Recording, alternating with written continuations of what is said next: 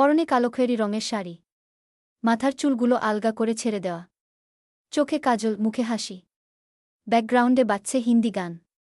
এ গানের সঙ্গে নাচছেন চিত্রনায়িকা মাহিয়া মাহি। নিজের ফেসবুকে ১ মিনিট ২৯ সেকেন্ড দৈর্ঘ্যের একটি ভিডিও পোস্ট করেছেন তিনি। তাতে এমন দৃশ্য দেখা যায় নেট দুনিয়ায়, যা এখন রীতিমতো ভাইরাল।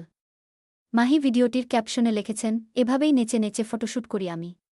ভিডিওতে মাহির লুক, অভিব্যক্তি ও নাচ দেখে মুগ্ধতা প্রকাশ করছেন তার ভক্ত-অনুরাগীরা। অনেক দিন সিনেমায় নেই মাহিয়া মাহি। চলচ্চিত্রে ফেরার আহ্বান জানিয়ে ওয়াসিম লেখেন, বাংলাদেশের একজন নাম্বার 1 নায়িকা ধীরে ধীরে এভাবে দর্শকদের কাছ থেকে হারিয়ে যাচ্ছে, তাতে ভক্তকুল খুবই হতাশা।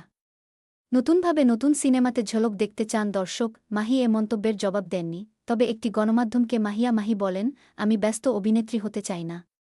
খুব বেশি কাজ আমার দরকার নেই।